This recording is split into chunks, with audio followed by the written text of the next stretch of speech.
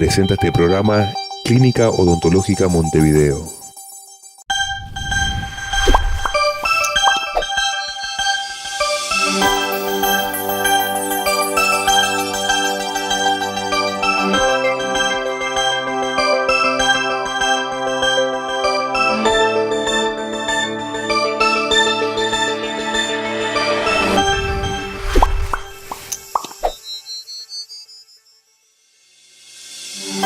Y una vez más volvemos a reencontrarnos para educarnos e informarnos sobre temas de salud aquí en la pantalla de Canal 10, A+B y su canal local.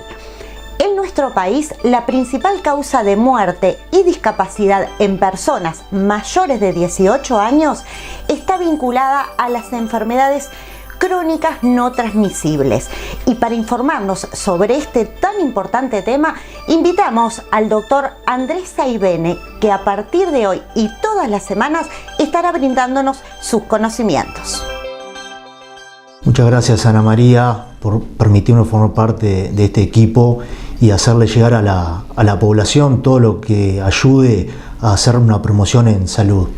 Hoy quería hablarles de las enfermedades no transmisibles. En Uruguay, las enfermedades no transmisibles son la principal causa de muerte y discapacidad. Estos datos resultan de estudios que se han realizado por parte del Ministerio de Salud Pública y que arrojan información que permite hacer un diagnóstico sanitario de el Uruguay. Esos datos o esa información lo que nos da es que principalmente lo que genera morbo y mortalidad, es decir, muerte y discapacidad, es decir, muerte prematura y pérdida de años útiles, está relacionada con enfermedades no transmisibles. ¿Qué significan las enfermedades no transmisibles?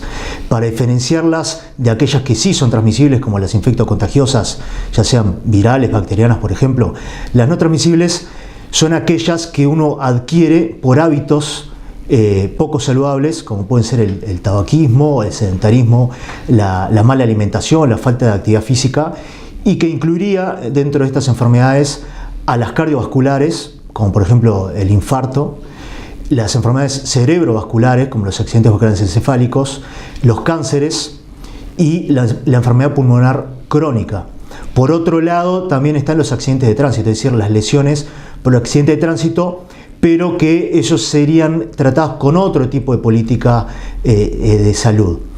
En este caso, estas 4 enfermedades crónicas que nombré están muy relacionadas, como dijimos, con la ingesta de alcohol de forma abusiva, con el tabaquismo, con la ingesta de alimentos ricos en grasa, el sedentarismo, la diabetes y la hipertensión. Y a su vez todas ellas muy interrelacionadas. ¿Cómo uno puede tratar de hacer promoción en salud o prevención en salud?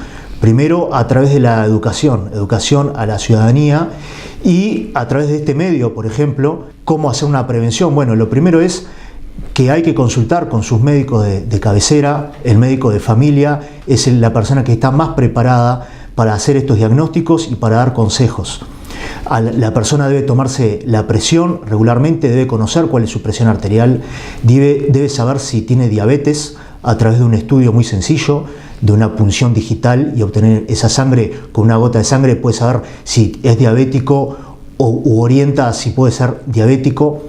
El índice de masa corporal, que nos habla de obesidad y que también se puede medir muy fácilmente en la consulta con el médico de familia, y el propio médico les va a dar consejos de alimentación saludable y de actividad física regular, todos que previenen estas enfermedades.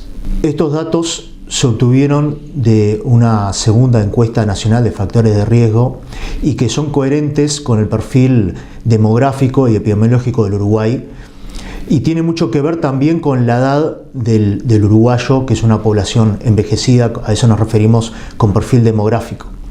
Es muy similar a lo que sucede en países de la región como Argentina, Brasil, Chile, y también muy similar a lo que ocurre en Europa, para diferenciar de lo que pasa en el resto de Latinoamérica y el Caribe, donde ahí sí predominan las enfermedades transmisibles infectocontagiosas. Todos estos temas tan importantes para los uruguayos los vamos a ir abordando progresivamente, y en una siguiente entrega vamos a comenzar a hablar por qué el tabaquismo es tan perjudicial para la salud y por qué es el que tiene mayor impacto en estas enfermedades no transmisibles. Fue un placer haber podido llegar a todos ustedes, a sus hogares, y nos vemos la semana próxima. Nuestro asesor y director médico, el doctor Blauco Rodríguez, responde a las consultas que nos han realizado referente a las infecciones urinarias recurrentes. En el día de hoy vamos a responderle a Miriam de Delta del Tigre, que quería informarse un poco sobre las infecciones urinarias y sobre todo las infecciones urinarias recurrentes. En primer lugar, establecer que el aparato urinario es estéril. Definimos que existe una infección urinaria cuando hay determinado recuento de bacterias en la orina. Esos elementos ya se pueden ver en un examen de orina simple, algunos elementos indirectos de infección urinaria, y el diagnóstico lo vamos a hacer por medio de un urocultivo. Es importante tener en cuenta la anatomía del aparato urinario para saber los diferentes tipos de infecciones urinarias que podemos tener y los síntomas que ellos generan. A grandes rasgos, el aparato urinario se va a dividir en lo que es la uretra, la vejiga, los uréteres y el riñón. Y ahí podemos hablar de lo que es infección urinaria alta o baja, separando en el sector desde la unión de la vejiga con los uréteres. Los síntomas de infección urinaria más frecuentes van a ser dolor o ardor al orinar, poliuria, que es orinar mucho, pujos y tenesmos vesicales, que significa que la persona tiene ganas a cada momento de ir a orinar y va y orina poquito y luego enseguida se queda con ganas de orinar. Puede presentar fiebre, dolor abdominal, náuseas y vómitos. ¿Cuáles son los factores de riesgo que pueden hacer que las personas tengan infecciones urinarias recurrentes? Bueno, entre ellos destacamos las diabetes, el aumento de la edad, el uso de sonda vesical a permanencia, en el hombre el aumento del tamaño de la próstata, los cálculos renales, y en ellos me voy a detener porque es un factor de riesgo muy importante y que a su vez puede generar infecciones urinarias complicadas. Por lo tanto, toda persona que tenga cálculos renales, ante el mínimo síntoma de infección urinaria, es muy importante que consulte enseguida a su médico tratante o a su prestador de salud. También pueden ser factores de riesgo el embarazo, por ejemplo, en cualquier etapa de la evolución del mismo. ¿Cómo prevenimos estas infecciones urinarias recurrentes? Y bueno, muchas veces es muy sencillo porque es con hábitos cotidianos que debemos corregir. Por ejemplo, tener micciones frecuentes y orinar cada vez que surge las ganas o la sensación de orinar. O sea, no aguantar el acto de ir a orinar por diferentes causas. Eso a su vez también hasta es muy importante, por ejemplo, en el caso de prevención de lesiones de vejiga en un siniestro de tránsito, por ejemplo, que tener la vejiga llena puede ser perjudicial. A su vez es muy importante tomar mucho líquido, porque si tomamos mucho líquido vamos a orinar mucho y eso genera un efecto de barrido del aparato urinario. Lo ideal sería tomar de 2 a 3 litros de líquido, o sea de volumen por día. Es muy importante tomar jugos realizados naturales de cítricos, limón o naranja, porque la vitamina C también es protectora. Es muy importante también orinar antes y después de tener relaciones sexuales. En el caso de la higiene de la mujer, luego de orinar es muy importante el secado de la zona y fundamentalmente secarse desde adelante hacia atrás. Y todo esto son hábitos que si los tenemos en cuenta en el día a día, muy probablemente podemos prevenir muchas infecciones urinarias. También, por supuesto, una vez que se genera la infección urinaria, va a tener un tratamiento antibiótico que en principio va a ser empírico, en base a antibióticos que se sabe que son útiles para el aparato urinario, y luego una vez con el resultado del urocultivo que el paciente va a ir a levantar a su médico tratante a las 48 horas de realizado, ese tratamiento antibiótico puede ajustarse en base a la bacteria que se haya desarrollado en ese estudio. Y acá un elemento que siempre recordamos a la población, muy importante, no generar o realizar automedicación con antibióticos. Siempre es muy importante que el antibiótico sea recetado por su médico tratante. En base al tema de las infecciones urinarias, es muy importante hacer una precisión y diferenciar lo que es una recaída de una recurrencia. Recaída es cuando la persona tiene infecciones urinarias con la misma bacteria siempre. Esto puede ser por diferentes factores de riesgo, por ejemplo la existencia de cálculos renales, que hace que las bacterias se localicen en ese cálculo y sea difícil erradicarla del aparato urinario. Entonces el paciente tiene infecciones urinarias siempre la misma bacteria. A diferencia de la recurrencia, que pueden ser pacientes que tienen varias infecciones urinarias en el año, pero son por bacterias diferentes.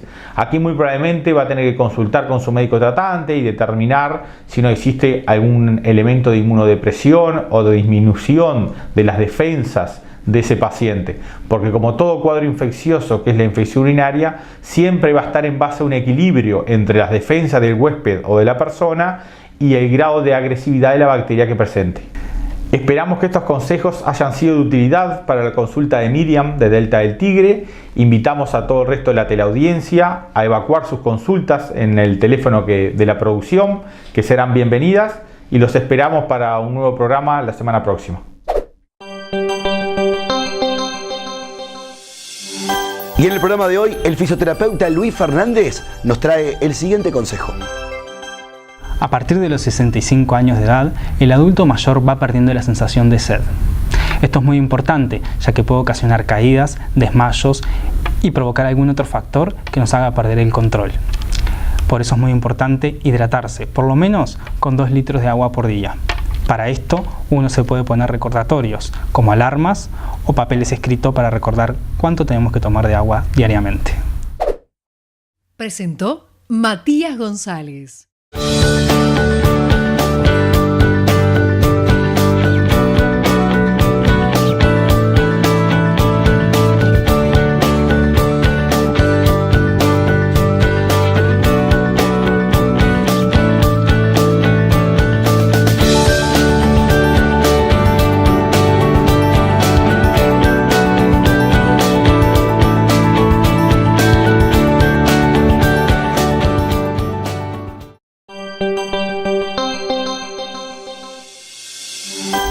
Informarnos y educarnos en lo que se refiere a las diferentes patologías y fomentar la prevención de enfermedades, hoy el doctor Federico Machado nos habla sobre el infarto agudo de miocardio.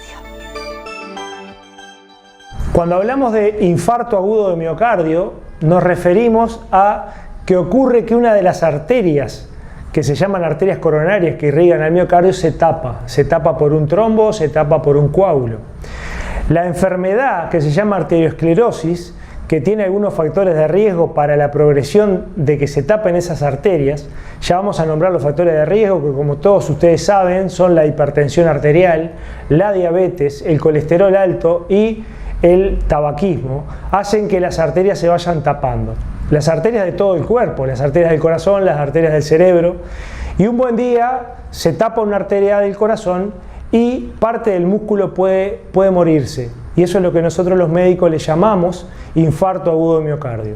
Dadas las consultas que me hicieron llegar a través de este programa, intentaré comunicarles los síntomas de cuando uno tiene que sospechar un infarto agudo de miocardio y la importancia de identificar esos síntomas y por qué la consulta precoz.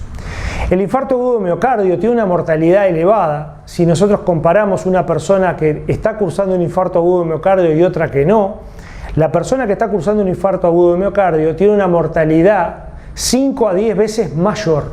5 a 10 veces mayor. Por lo cual, nosotros cuando pensamos que el paciente tiene un infarto agudo de miocardio, es un cuadro extremadamente grave. Volviendo al tema para que se entienda, cuando hay un infarto pensamos en una arteria que está tapada. El pensamiento siguiente, el pensamiento de todos los médicos, es que tenemos que destapar esa arteria. Y el tiempo que transcurre entre que se genera el infarto y se destapa la arteria es crucial. Que nosotros en la facultad nos dicen que el tiempo es músculo y es así, esa aseveración es correcta, porque cuanto menos demoremos en destapar esa arteria, el pronóstico del paciente va a ser mucho mejor. Para destapar esa arteria, el término médico se llama reperfusión, y esa reperfusión se puede hacer por un medicamento que se lo pasa por la vena, que se llama trombolítico, o sea, puede ser una reperfusión química, o se puede hacer mediante una reperfusión mecánica en un cateterismo cardíaco y una angioplastia. Ahora A continuación les voy a contar las características del dolor que hace sospechar que usted esté teniendo un infarto, por lo cual debe de consultar a un servicio de emergencia móvil o a un centro asistencial que cuente con un médico y la posibilidad de hacer un electrocardiograma para descartar un infarto agudo de miocardio. El infarto agudo de miocardio genera un dolor muy importante a nivel del centro del pecho, un dolor que tiene la característica de ser opresivo, quiere decir que como que le aprieta, como que tuviera un peso que le esté apretando o que le quema en el pecho, que se corre para el cuello, puede sentir una garra, una sensación de garra en el cuello, se puede correr a la mandíbula, al brazo izquierdo, también a los hombros. Ese dolor habitualmente dura más de 15 minutos y se puede acompañar con falta de aire, con sudoración, que usted se bañe de transpiración y con ganas de vomitar. Entonces, repasando las características del dolor, si usted tiene un dolor que aparece bruscamente en reposo, de las características antes mencionadas, que le apriete el centro del pecho, que demore más de 15 minutos, que se acompañe de sudoración, que se acompañe de falta de aire, que se le corra para un brazo, para el cuello o para los hombros, debe de hacer una consulta precoz para descartar la presencia de un infarto agudo de miocardio. Pero lo más importante en este tema es la prevención, no tratar de llegar al momento que sufrimos un infarto del corazón o un infarto cerebral, lo que se conoce como una hemiplegia. Para eso debemos de controlarnos periódicamente, debemos de controlar nuestros factores de riesgo vascular. ¿Qué son los factores de riesgo vascular? Los factores de riesgo vascular son condiciones que hacen que aumentemos nuestro riesgo de tener un infarto agudo de miocardio, una hemiplegia, un accidente cerebrovascular o muerte cardiovascular. Entonces, tanto la hipertensión arterial, que es un factor de riesgo vascular, como el ser diabético, el tabaquismo y el tener colesterol alto, son las cosas que debemos de controlar periódicamente con nuestro médico. Clínica Odontológica Montevideo cuenta con 3 sucursales: Montevideo, Pando y Las Piedras, y además cuenta con un equipo de especialistas formados que utilizan materiales de alta calidad y tecnología de punta, caracterizándose por la excelente atención y cuidado del paciente. Agenda tu diagnóstico sin costo al 092-271-227. El doctor Marcos Carámbula, presidente de ACE, se refiere a las nuevas salas de aislamiento pediátrico en el Hospital Pereira Rosell. Bueno, esto es muy importante, ¿verdad? Son salas de aislamiento para los pacientes infectocontagiosos, que además en este periodo del invierno es fundamental. Son 16 camas, salas, cada sala con su cama, con su baño, una sala de intervención inmediata que permite tomar las medidas de inmediato y luego trasladarlo a la sala. Realmente es un avance muy importante que desarrolla el Pereira, simultáneamente a lo que es toda la parte de emergencia, todo lo que es naturalmente las salas del buen nacer, toda la parte de neonatología. Esto es una necesidad imprescindible y yo diría, ustedes lo han visto, a un nivel la salud pública de primera, como debe ser, en una patología que en esta época además es harto frecuente, como es toda la parte infectocontagiosa y en particular las enfermedades respiratorias, que son de alta prevalencia en estos días. Esta sala de hoy se pone a tono con otros proyectos que hemos venido haciendo en el hospital y queda de primer mundo. Realmente, si ustedes la pudieron recorrer, ven una sala de aislamientos con 16 aislamientos que realmente, con toda la tecnología y con todas las condiciones que necesita una familia y un niño que tiene una patología de este tipo acá en el hospital.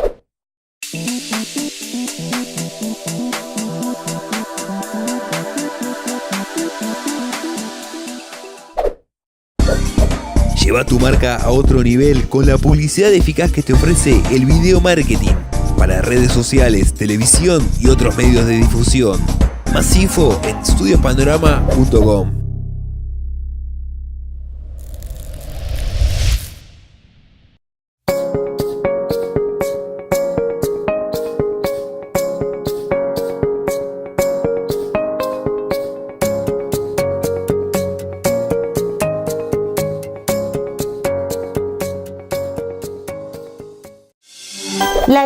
Urgencia y Emergencia, que rige a partir de este mes de julio, garantiza la rápida atención en todo el territorio nacional tan solo con una orden. Así lo expresa la secretaria de Coordinación y Comunicación del Ministerio de Salud Pública, Adriana Brescia.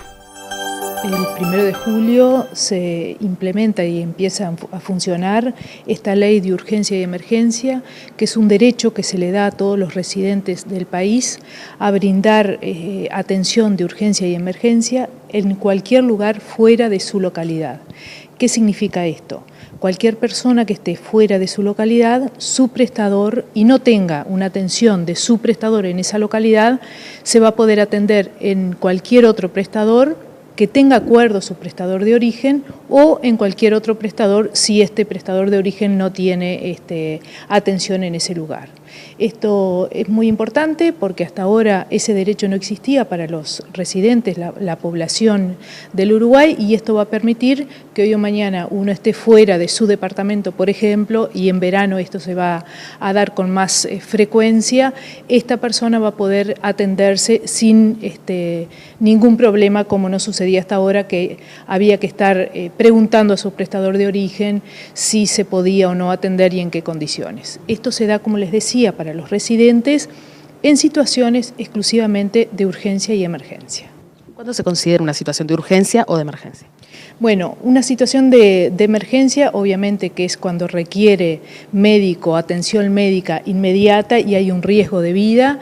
Eso sí, la ley autoriza a que en esos casos de emergencia la persona va a poder atenderse en cualquier lugar más cerca de donde sucedió el accidente o donde esté en ese momento esta persona. Eso no cambia porque hasta ahora es igual. Sí cambian las situaciones de urgencia donde no hay riesgo inminente de vida. Si la persona requiere una asistencia de urgencia, pero puede pasar un plazo de unas horas hasta que reciba la atención. ¿Cómo se abona de prestador a prestador los servicios que le brindan al usuario? Bien, hay un sistema informático determinado donde hay, en el proceso de atención hay un acuerdo entre los prestadores, donde la Junta Nacional de Salud es la que va a pagar en el caso de prestadores que están dentro del seguro de salud, es la que va a permitir la retención del prestador de origen para el pago al prestador que está prestando la asistencia. El decreto reglamentario establece que va a haber una comisión de seguimiento para ver la evolución, porque realmente no sabemos cómo va a responder la gente ante esta posibilidad de atenderse en cualquier lugar, donde va a estar representada por prestadores públicos, prestadores privados de Montevideo del Interior, va a haber representación de los trabajadores, de los usuarios, del Banco de Previsión Social, del Ministerio de Economía y del Ministerio de Salud Pública. Esta es la comisión de seguimiento que evaluará en este proceso cómo va funcionando y si tenemos que hacer algunos ajustes o modificaciones en el largo del tiempo.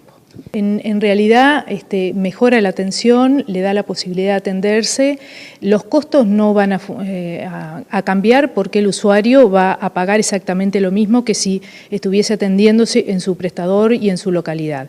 En eso no cambia, pero sí le da la posibilidad de que lo va a poder hacer en situaciones de urgencia en cualquier lugar, esté donde esté, fuera de su localidad, y exista o no atención por parte de su prestador, que es lo que ahora no está sucediendo. Si usted necesita reponer una o más piezas dentales y decide decirle no a los ganchos de metal, les recomendamos la colocación de prótesis flexibles. Estas prótesis son hipoalergénicas, se adaptan a cada paciente y el material utilizado permite que la prótesis sea muy similar al color de la encía, transformándose así en la mejor opción estética. Por esta razón y por muchas razones más, consulte en Clínica y Laboratorio Dental. Y a nuestro espacio de deporte, el entrenador personal Cristian Colmenares nos trae estos consejos para realizar deporte dentro del gimnasio. Buenas, ¿cómo están? Hoy nos reencontramos con ustedes para mostrar el ejercicio elevaciones laterales con mancuerna. La ejecución correcta es la siguiente: un pie adelante, uno atrás, espalda recta, una semiflexión del codo, eso, y hacemos la elevación hasta la horizontal. Perfecto. Los errores más comunes que encontramos en la sala de musculaciones con este tipo de ejercicio es la hiperextensión del codo. Bien, la otra es la flexión de muñecas. Y la otra, la hiperextensión de la espalda con balanceo. Bien, bueno, espero que estos consejos les sirvan. Nos vemos a la próxima.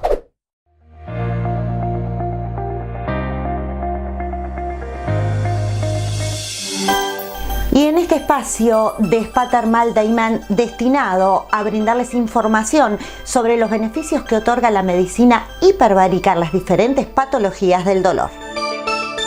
La medicina hiperbárica, según estudios científicos internacionales y muy serios y actuales, ha demostrado que tiene un gran beneficio en el alivio del dolor, ya sea dolor agudo, crónico o de cualquier origen. El paciente, cuando entra en la cámara hiperbárica, va a estar respirando oxígeno al 100% y sometido a altas presiones de oxígeno superiores a 1,4 atmósferas absolutas. ¿Esto qué es lo que hace? ¿Cuáles son los efectos beneficiosos del oxígeno en el dolor? Lo que hace es aumentar la oxigenación tisular, o sea, la oxigenación de los tejidos del cuerpo, aumenta la circulación sanguínea, disminuye el edema al nivel de los órganos afectados y también disminuye los factores que intervienen en la inflamación, o sea, los que hacen que la inflamación que se produce en los estados del dolor disminuya. De esa manera, la medicina hiperbárica ha contribuido muchísimo en aliviar un síntoma que es muy común en la población, y les diría que no solo síntomas, porque el dolor cuando se cronifica, o sea, cuando persiste en el tiempo, ya deja de ser un síntoma para transformarse en una enfermedad en sí mismo. Por eso, y porque está demostrado, la medicina hiperbárica es sumamente útil. Por supuesto, muchas veces es solo la medicina hiperbárica, pero en la mayoría de los casos es como un tratamiento coadyuvante, asociado a los analgésicos que le haya indicado el médico de cabecera, muchas veces a la terapia del dolor que hacemos, por ejemplo, bloqueos con corticoides, pero eso es importante que se queden con que la medicina hiperbárica por sí sola no hace magia. Simplemente, no tan simplemente, pero es un arma más que tenemos para combatir el dolor, sea del tipo que sea.